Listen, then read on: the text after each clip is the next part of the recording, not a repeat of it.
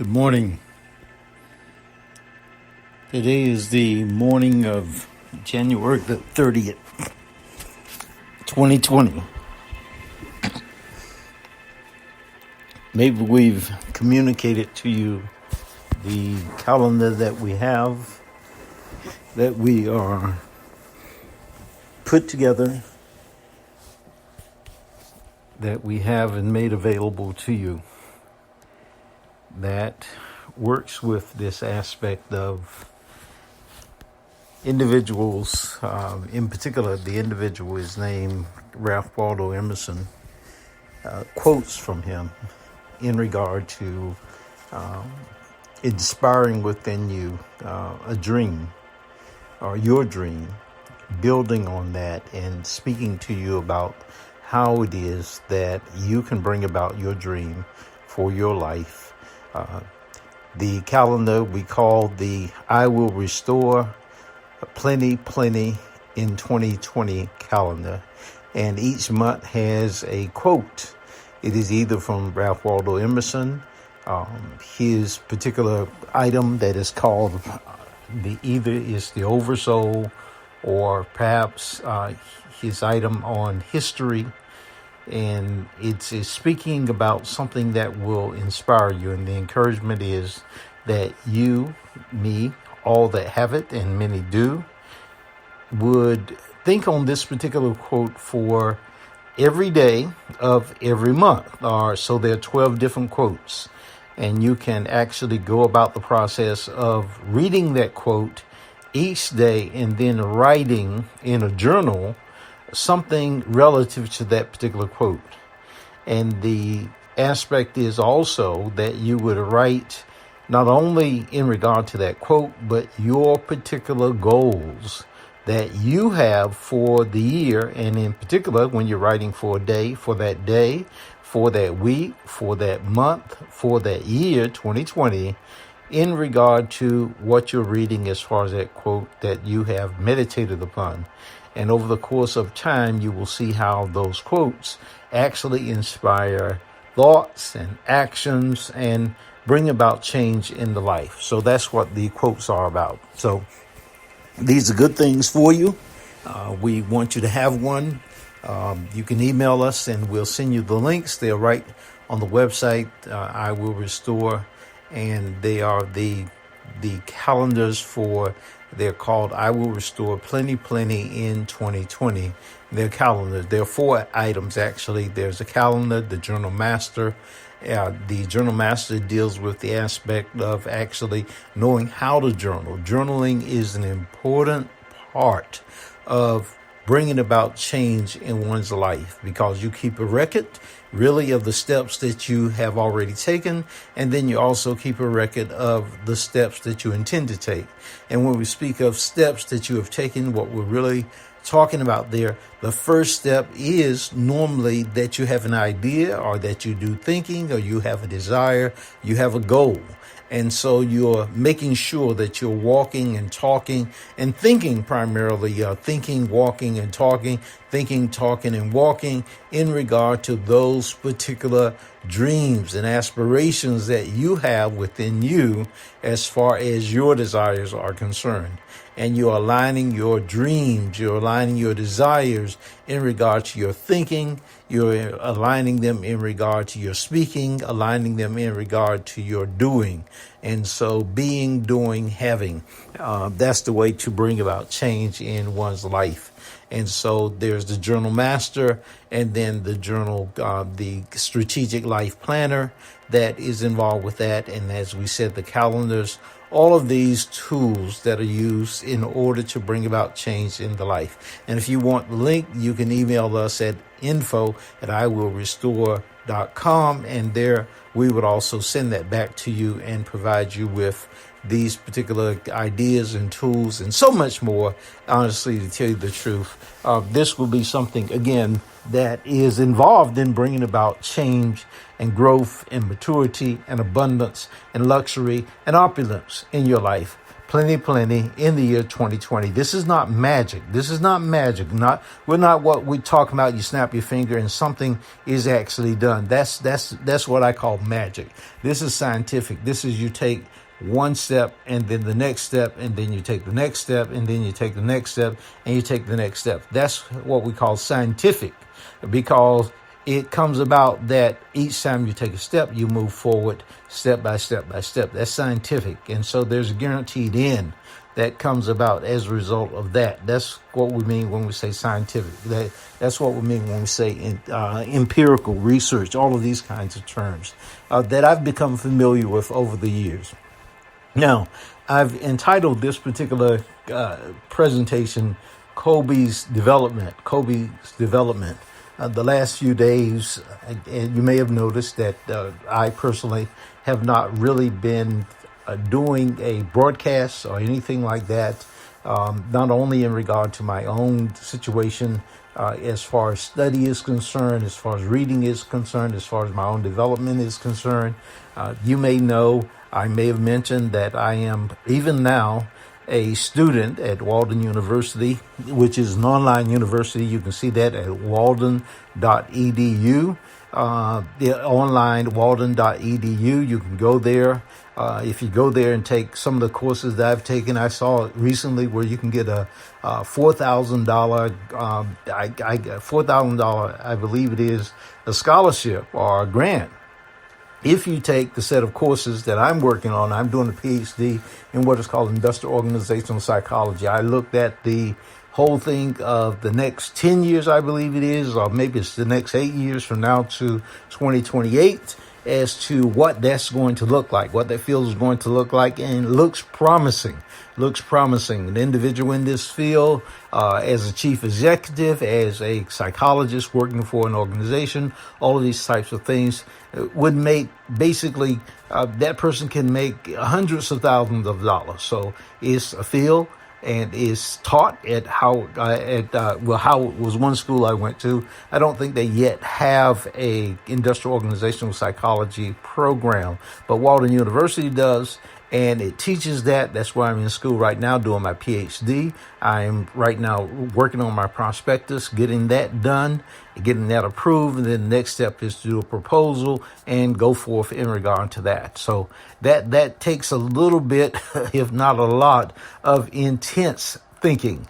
And it moves me through a whole process of feelings and thinking and writing. There's a whole process that's involved with that. But I want to make sure that I go through this process so that my thinking is aligned, with my thinking and then my speaking and then my doing, and then again, bringing about certain results. So I want to make sure that it is aligned so that when I'm talking, that I will be able to actually show you or show any individual, these are the processes that I use, that I went through, so the person can see it. When we come to the aspect of the mysterious side of this, what we call the spiritual side, or the metaphysical side, that's something different. And many people don't know how to track that. They don't know how to track that because that's something that's going on in the mind, in the spirit, as we call it, in the heart of an individual. And many people don't know exactly how to track that. And it's not really made for a person to track it. It's meant for an individual to actually test it. Oh, taste and see, the text says, that the Lord is good. Prove me now herewith, said the Lord of hosts, if I will not open you the windows of heaven. So it's put to an individual to test it. And you begin the test by trusting. And that's the whole piece of that, is that the appeal is made to basically the spirit of an individual. Like in the movie Star Wars, the Obi-Wan, who has already transitioned, but you hear his voice and he says, trust the Force, Luke. So that's the mysterious side. That's the spiritual side, if you will. And there are all kinds of reasons to trust. In this day and time where we want actual, what we call facts or truth or whatever it may be. We want something that's tangible, something that we can see, something that we feel that we will be able to actually bank on or whatever. That's where it comes into what we call empirical research. Means I have counted it, I can test it, I can prove it, all of these kinds of things. And for me, what I seek to do is actually do all of it, so that when I'm speaking to an individual, I have a number of ways by which we can put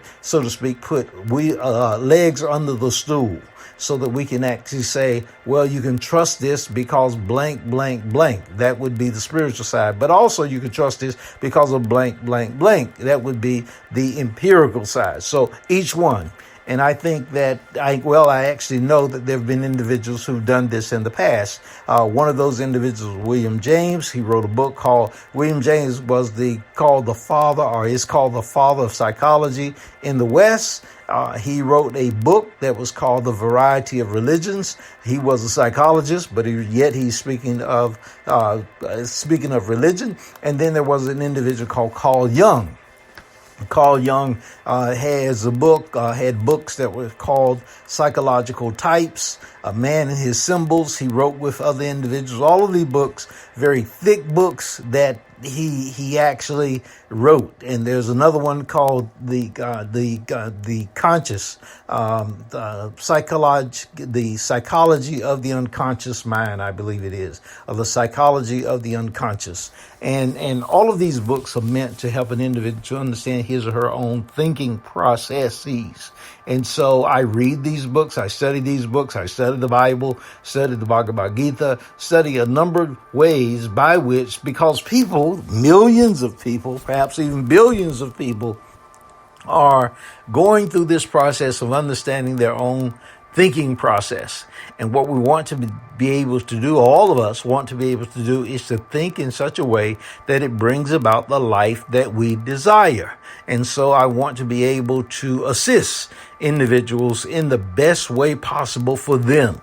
Not the best way possible for me, but the best way possible for them. Because what I study, industrial organizational psychology, my specialty is leadership development and coaching, executive leadership development and coaching. And all of us are executives of our own individual lives. So that's what I do in regard to that. So these are the tools, and we've got both tools that a person can fill out. Those tools make available to you so that you can just actually do these, and you could just basically get the tools and then use them on a consistent basis every day. Be accountable to yourself. Or we can work with you in regard to being a coach to you. And that is another level of accountability. All athletes, as far as I know, have coaches. All athletes have coaches. Business people have coaches. And there's a reason for that, because the accountability is outside of oneself to a particular level and degree, so that that person can bring about greater results. And the funds that they make actually make it possible for them to increase their salary as a result of having that particular coach. That increase makes it possible for them to have it, because it should be that there is what they call a return on investment, which means that you should be able to make more than you spend for the services that you're getting. And also, the services that you're giving to someone, it should be that you give them something, or you sell them something, or you market something to somebody. That person should be increased as a result of your sell to them. So everybody is getting more back from what they're giving. That makes it possible for a person to always keep giving. Give, and it shall be given unto you. So there should be an increase that should occur as a result of your giving. And so that's what we're involved with here. Now, I was speaking of Kobe's development. A championship basketball player and a championship person, both a husband and a father, was killed in a helicopter accident. I believe it was last Sunday. Today is the 30th. Today is going to be Thursday, I believe, of this week. And he was killed on Sunday, I believe. I haven't really processed it all as of yet. and looked at it, but I'm aware of it. And tonight, or early this morning, around 3 a.m., I am up and I'm watching a video that's on YouTube of Kobe doing an interview. He is doing an interview with an individual, I believe, from the University of Southern California. And it's not just Kobe. Let me just mention this also, that it's not just Kobe who's in the helicopter. From what I understand, there are 9 individuals, including Kobe, and it was Kobe and his daughter that were in the helicopter.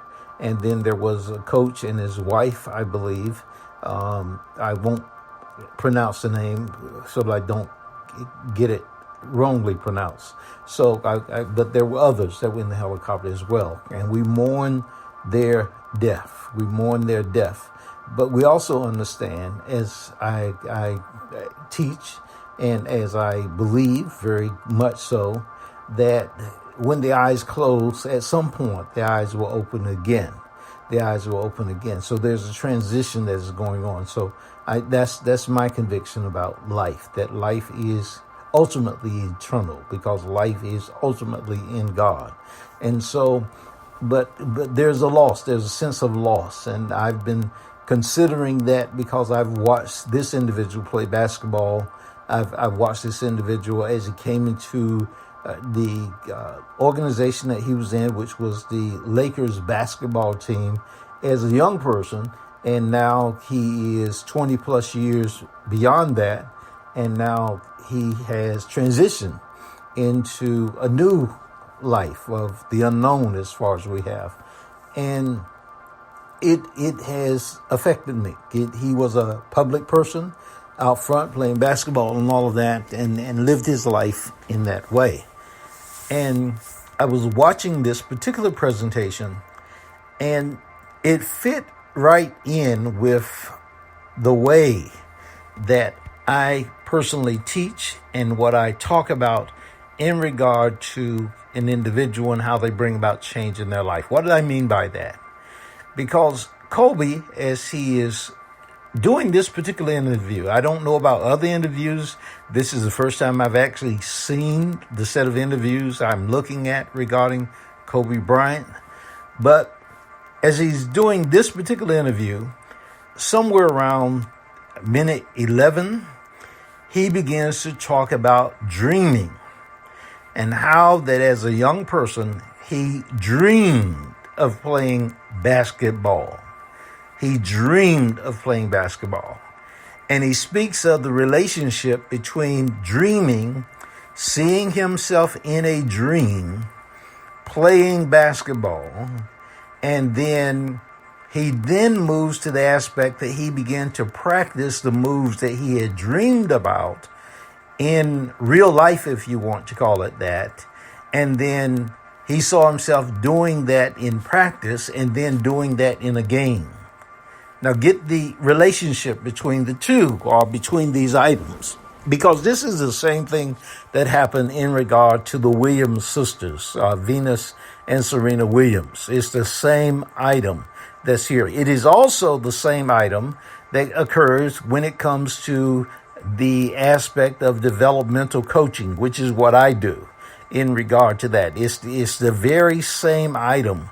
One of the keys is this whole aspect of what we call visualization, which is dreaming as well. It's one of the keys to development uses visualization or imagery. It's a very powerful process. And we show individuals, teach individuals how to do this effectively. And Kobe is speaking of this. Kobe is speaking of this very eloquently, and he is speaking of this. And what he says basically is the same thing, if you will, and I've done enough reading of this, and you can read it too. I can supply you with all kinds of items in regard to this, both from the realm of empirical research when it comes to the scientific, psychological articles of this kind, and whatever the realm that you're in, whether it's if you're in a leadership position, there are all kinds of articles that are written about leaders and their need for self-awareness, their need to understand emotional intelligence, all of these terms that are related to how you relate to other individuals, all of these terms that are related to how you actually lead an organization or bring about change or facilitate growth in your team. All of these terms are related to the aspect of you going ahead by virtue of seeing it in your mind's eye, if you will, seeing it in advance. And Kobe is talking about this because he was not only eventually a player of the Los Angeles Lakers, he was a leader. He was a team leader of that team. And they made it clear that they wanted a championship team, not just a team. They did not want just a team. They wanted a team that won championships. The way that he spoke about being a champion was that he dreamed from a young age that he would play on the Lakers. He dreamed. Listen to the specificity of this. He dreamed as a young child that he would play on the Lakers. He says he knew the history of that team. He knew it. And he dreamed about playing. And then he would go out and practice. What did he mean by practice? He said that he would practice to the point that he had specific shots from specific places on the court. And he would practice one particular shot, shooting that shot thousands of times in practice. Thousands of times in practice. Over and over and over again. Specific shots. And he understood that there were a number of ways that he could do that same shot from that same position, whether it was the hand work, the footwork, the head work, the body work, whatever it may be. And he practiced over and over and over and over again so that there was a cumulative effect over time. Again, I said, it's not magic. It's mastery. You master the mundane. And he is speaking of this so eloquently. I mean, like a true master. He is speaking of this entire process that he moves his body through. And what was amazing about Kobe Bryant is that he's one of the few individuals that goes directly, basically, from high school to the NBA. He's 17 years old when he is drafted. They mention the aspect that when he was drafted, his parents signed his checks for him. He's 17 years old when he's drafted. And so he had to have been dreaming long before he ended up being drafted by the Los Angeles Lakers. Dreaming as a young person. Imagine if you are a parent and you have a young person who is that motivated, or if you are a young person who is that motivated, that at age 5 or age 10, that you understand who it is that you want to be and you commit to that. And then you put the discipline behind that. That's who Kobe Bryant was. That's why he came to be known as Kobe, not just Kobe Bryant, but Kobe. One word identifies an individual. When they had that word they called Mamba mentality, Mamba.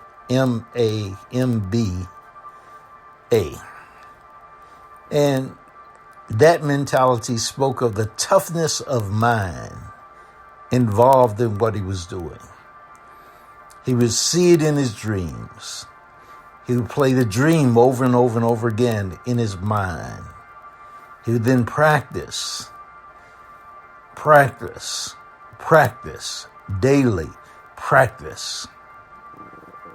He would repeat a move over and over and over again in his mind. And then he would do the same thing on the court in practice. And then when he got on the court playing against another team, it was the same thing.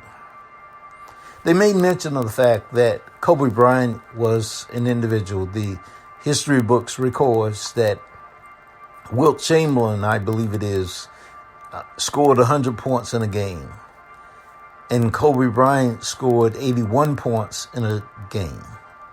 And they, in this particular interview, referenced this aspect of what that was like. And Kobe Bryant talked about dreaming of playing in a game in which he hit 100 points, 120 points, and what that was like. And he said that when he made the 81 points in that one game, it was just like having that dream.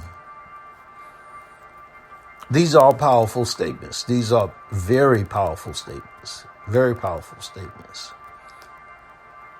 Because not only is this what is mentioned in developmental coaching, because developmental coaching actually helps an individual to get this dream refined so that the person is clear on what their being is and what their doing is and what their execution is, so that their results are clear. You know when it has been brought about. You're clear about that.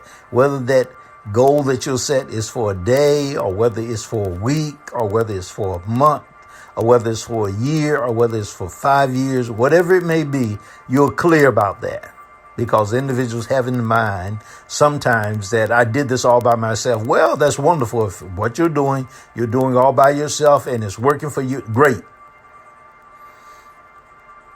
But when you hire a coach as an individual, that coach wants to be clear and wants you to be clear. Where are we going? Because in the end, you want to pay that coach. And in the end, you want to be paid. You want the destination to be worth the drive. You want to be clear about that. You're upfront before you ever really work with someone at the level that I'm talking about. You want to be clear. It's like a transaction. This is not just because you like someone and you want to like someone, but you want to be clear. And again, this is the same thing that Kobe was talking about. They asked him, what did he do with someone who came on the team and one, that person did not have the skills that he had and was not motivated the way that he was motivated. In other words, did he think he was supposed to help a person to come and want to be in the gym? And if he was there, once he got in the gym and he was not motivated to play as hard as Kobe Bryant, and yet he wanted to be on the Lakers team. And so should Kobe and the team really have almost sympathy for him? And Kobe said, no. We are a championship team. The Lakers organization has in mind that it is not there to play the game just for the season. That's not what they want. When you see them all during the season, their intent, their real season begins when they're in the championship time, the playoffs. Their intent is to win the championship. And so they don't allow individuals to be in that organization who are going to bring the organization down. They don't allow that in practice. So they want champions to play together. Now you want to think about that. You want to think about that for your own body, for your own mind, for your own spirit, for your own outcomes, your own results. You want to think about that. There's that statement that said, we don't tolerate fools lightly. Everybody can be a champion in his or her own way. Everybody can give 100%, 120%, whatever you want to call it. I mean, they're all like superlatives, to tell you the truth, the way people talk sometimes. You know when you've put it all on the line. And to reinforce this idea, here's another item. You can see while I'm talking here, you can find the movie, the video in regard to Kobe, and I think it's the USC Scientific Perspectives, maybe Scientific Sports Perspectives.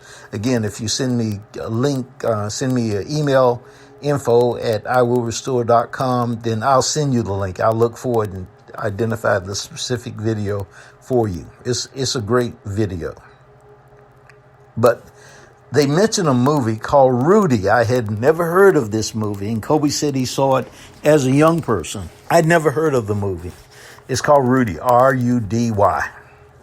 And this particular movie is about a player who ended up playing on the Notre Dame football team.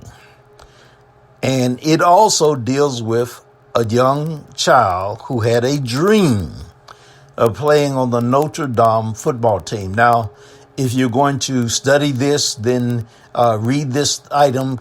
It would be helpful if you understood the history of Notre Dame and its football team and its glory days. Today, 2020, it may not be as glorious to be playing at Notre Dame as it was in the times past. But there was a time that Notre Dame was one of those championship football teams, and individuals wanted to go there and they wanted to play football. And this was a young person who really, at a certain level, there was no chance that they were going to play football at that school.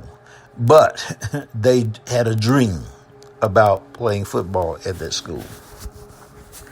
Neville Goddard has a series, and we're going to do this series over again. We've done it before, and that was one of the things that I was seeking to do and still am seeking to do, is to go through a process whereby I edit the videos or the audios that go with this particular series, in which there are 5 sermons, 5 presentations by Neville Goddard. One of them is called Consciousness is the Only Reality. And consciousness is the only reality is really saying that this aspect of seeing in your mind your desire, conscious, seeing in your mind your desire, which means that you create it in your mind. It doesn't mean that it exists already, not in a physical state, but you create it by virtue of your desires. And so you create it.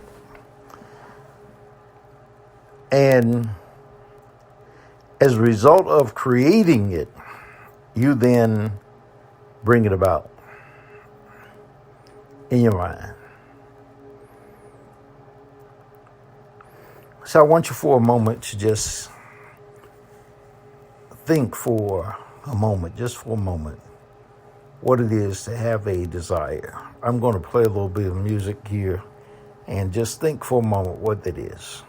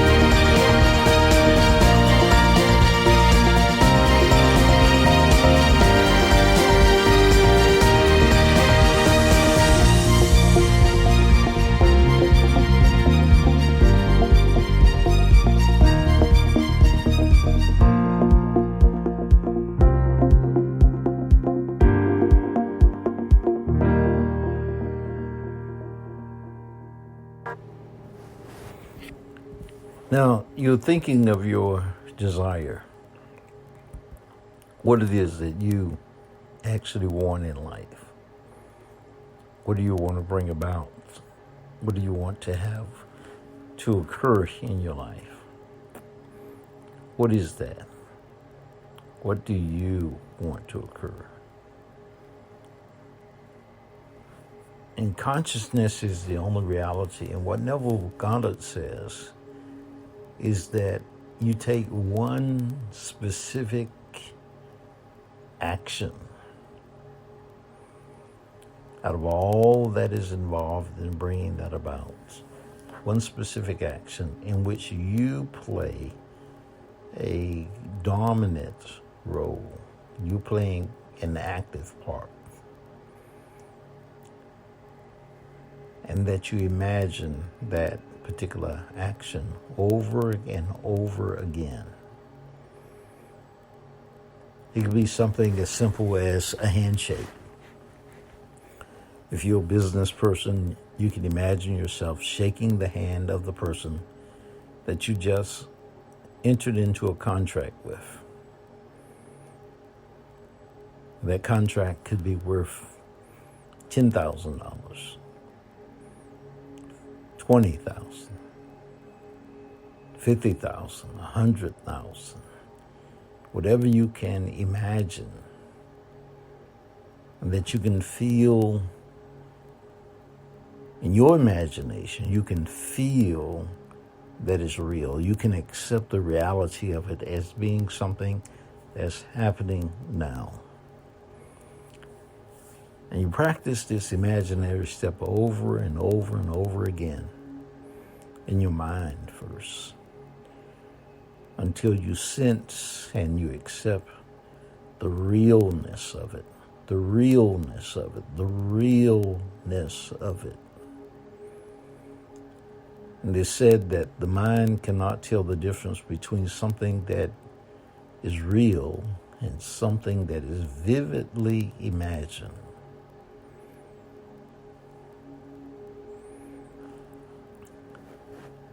The writers and the poets have said that when you do this in this way, that the universe gets out of your way and opens the doorways so that you will arrive at the destination of the achieved result. It said that the universe conspires with you to provide all the resources needed and necessary to ensure the outcome that you have dreamed. Forces unseen will work in your behalf. People and events will work in your behalf to bring that about. Because you are giving out energy, and the requirement is that you do so in such a way that it blesses everyone, and that your desire for yourself is a desire that you have for everyone, because you're creating. You are not taking from what anyone has. You're creating something that's new, different, and unique, because you are unique. And this is your inheritance. This is your right. You are creating, so you're not robbing anybody of what is theirs. This is yours. Out of the abundance of the universe, you're taking what does not already exist in the form and shape that you desire it, because you are the creator of this dream, this desire that's uniquely intended for you. You're creating it in your mind. It's imaged for you, by you, through you, source through your mind, through your heart, through your spirit. and you love it, and therefore that's why you visit it over and over and over again. And then over the course of time, you live in that. You see yourself almost like a mirror image. It's something that's with you, like the skin on your body. It's you. You see yourself being and doing and having according to that dream, according to that desire. It's what I call living in the fourth dimension. Now, what I speak of is that I say that a person has a desire. They make it definite. That's why I talk about writing it down, make it definite. So that it's the 4D. The first one is that you have a desire or you have a dream, and then you write it down, and then also that it is divinely intended for you, like the universe conspires with you. All of the universe, all of nature, all of humanity conspires with you because you are sourcing this. And then it's lived on the fourth dimensional level, the level of your imagination. And you're consciously doing this. So there's something intentional that you are doing, that I'm doing to bring it about. This is what is involved here.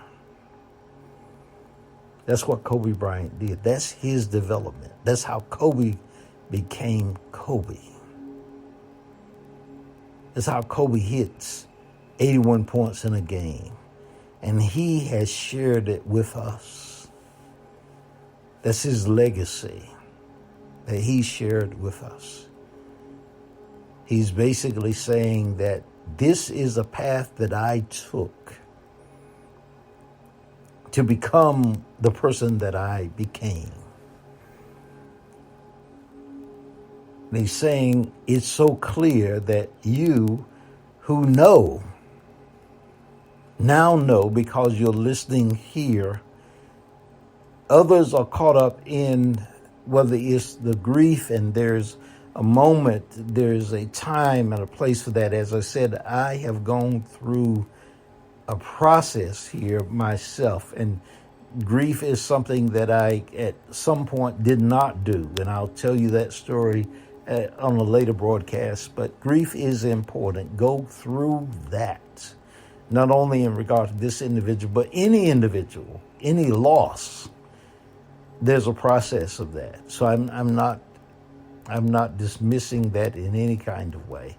And I'm not saying that it's over in a day or in a week, a month, or in a year. I'm not saying that. We want to pray. I pray for his wife and children that remain, and those people who were in the helicopters, and the deaths that are occurring at all times. And one of the reasons for the desire of development of people really globally is because that this thing that really is hauntingly with us, that we see as a death, as a loss, that it is something that is hauntingly with us. And we can change the way that we look at this thing that we call death, and move to the point that we see it as a transition, that we are in God. God is in us. God is life and never death, everlasting and eternal. And yet we feel a sense of loss. We feel that. And I've, as I said, I'm going through that process. But we take what Kobe has left us, the lessons learned from a lifetime, a short life, yes. I just celebrated with my uncle, who's 103 years old. It's a longer life. Kobe was 42, short of life. The lessons, the principles are pretty much the same. That you can live in your imagination, a divinely intended dream that becomes the reality. Consciousness is the only reality. The other items that Neville Goddard says is that there's no one to change but the self. All of these are sermons, and we have them both in audio form and in a PDF form. And if you email us at info@iwillrestore.com, I'd be happy to send them to you. Just put in the subject line, the sermons. So no one to change but the self. So it's not a matter of everybody around you changing. Sometimes we try to change people who are not ready to change. But he says no one to change but yourself, because it's your own consciousness, your own consciousness, your own consciousness, my own consciousness. And then there is a third presentation called Assumption Hardened into Fact. Assumption hardened into fact. Assumption hardened into fact. And that particular item is dealing with the aspect of perseverance. Assumption hardened into fact. Assumption hardened into fact. And then there's one that's called Living in the Fourth Dimension. Living in the Fourth Dimension. And there are 5 different presentations that he deals with in regard to this. And all of these, I've mentioned 4 in particular, but all of these are dealing with this aspect of changing what one thinks of normally as their reality. And the first change is a change in what you define and how you define as your reality. Because it moves the individual to the point that they say, my consciousness, I create my own reality by virtue of what I'm conscious of. I create it. I create what my reality is. And so therefore, the definition of what's real for the individual becomes what's in his or her mind. What's real for you. And you and I can have a greater level of control because it's in our minds. No matter what our present situation may be, or what our future situation may be, we can have a greater level of control. So we can go through that process and deal with this aspect of creating. And so you have these things. So I won't try to cover it all, even though I've covered a great deal. And if you see the video, that would be great. So let me give you these items again. You can find these items online. There is no compulsion that I work with as far as people are concerned. There's no way that I do that. You can get many of these items online. There are all kinds of helps that you can get. As I said, that much of this stuff can be found, Neville Goddard's material. Much of it can be found online. I actually was able to, again, purchase just a great deal of material. Again, the idea is that you reap what you sow, and that you give and that you receive. And so there's a part of me that recognizes that plays out in so many ways. And so just a few days ago, I sent out a gift, or maybe it was yesterday, sent out a gift to some individuals I saw play. in a band. I believe in giving. I believe in giving. I just believe. So the items that we're talking about giving is an item that is done by Neville Goddard. It is 5 presentations he's done. One of them is called Consciousness is the Only Reality. The second one is not necessarily in this order, but the second one that I will mention is called Assumption Hardened into Fact. There's another one that is called No One to Change But Self. And then Assumption Hardened into Fact, No One to Change But Self. Then Remaining Faithful to One's Idea. And then the final one is Living on the Fourth Dimension. I believe there's 5 of them that I've mentioned already. And so these items are meant to help an individual. And there are other presentations that Neville does. And again, with Neville, just like every individual, including myself, I say to people, eat the meat and throw the bones away. Eat the meat and throw the bones away. I mentioned the aspect of Kobe Bryant in regard to his ability to imagine, to dream, to see. It was something that he was teaching his children. There is an item that in one of the videos that I saw concerning Kobe where he mentions that before his daughter would go to sleep, that he would tell her, in her desire to be a gymnast, he would recount for her the specific moves that were involved in a routine. So he would make up a story that would be composed of the specific moves of the body that one would see in order to execute that particular routine that brought about that particular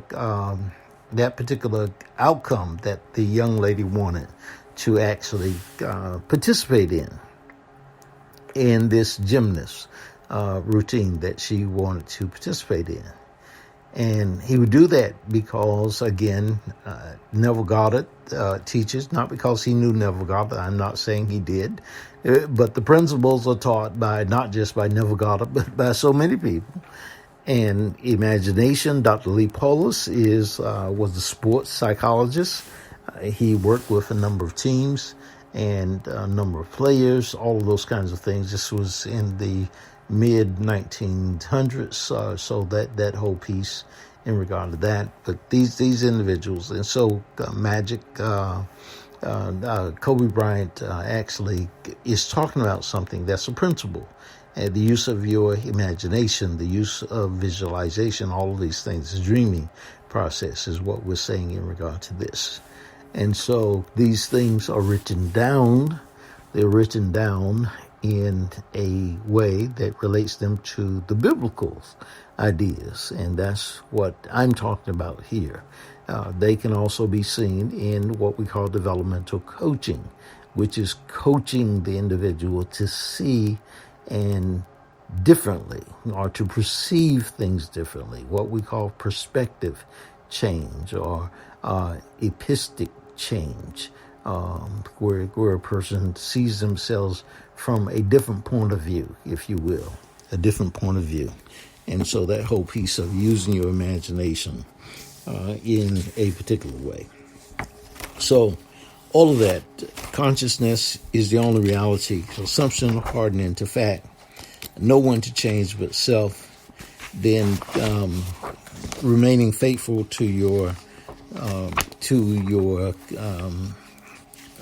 dream, remaining faithful to yourself, I believe he calls it, and then all of these items that come, and you have this aspect of bringing about change in your life. Again, what we call the I will restore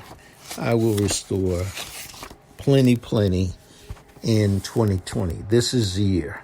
And we have a calendar, a journal master that talks about how to journal.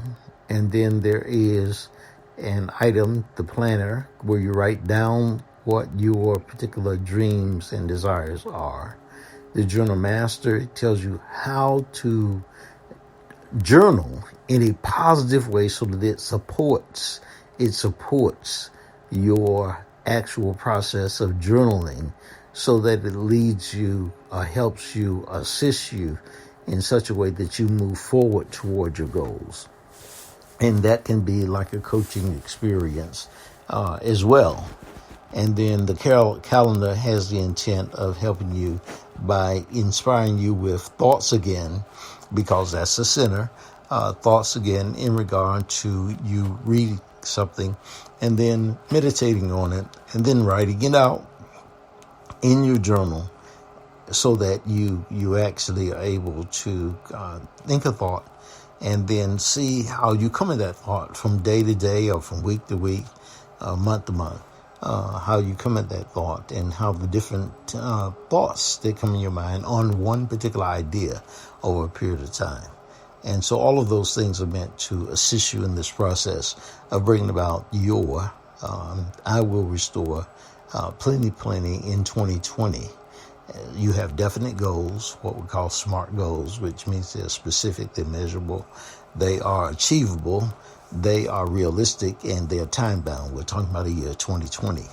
And this is what we're talking about.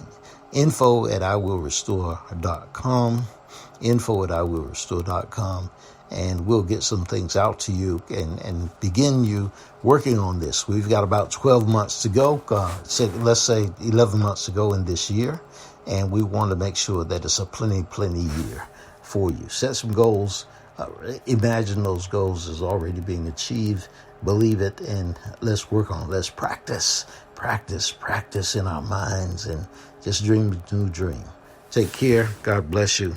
It's been a rather long presentation as far as the length of it, and my prayer is, again, that I know that I have been blessed by what I've seen. Again, if you send me an email, I'll send you the particular link, but you can find items on Kobe Bryant online. You can get the movie Rudy, Rudy, and look at it. All of those, allow them to speak to you and give you ideas about how to bring about the life that you desire. You are not in a prison. Please know this. Please, no matter who you are, no matter where you are, and if you will share that with no matter who the people are, no matter where they are, no matter what part of the world that they're in, this stuff works. It works. You can dream, even if you are in a prison, a physical prison. You can dream yourself free, and the freedom will come, because you cannot shut up an idea. You cannot shut that up. You cannot shut that out. You cannot control what's inside of an individual. You set yourself free by virtue of the idea. And I do not believe it's necessary to destroy anyone else in this process. There's no one to change but the self. Some people want to bring about change by the destruction of others. I don't personally believe that that's necessary to do in that way. But it takes a great deal of discipline, to be someone who understands there's no one to change but myself. No one to change but myself. People want revenge for those who hurt them and all those kinds of things. They are mad at those who abandoned them or hurt them and all of those types of things. But there's no one to change but oneself. That's what we call developmental coaching. So, God bless you. Take care. I pray that this is something that benefits you. I'm going to play out with some music here and just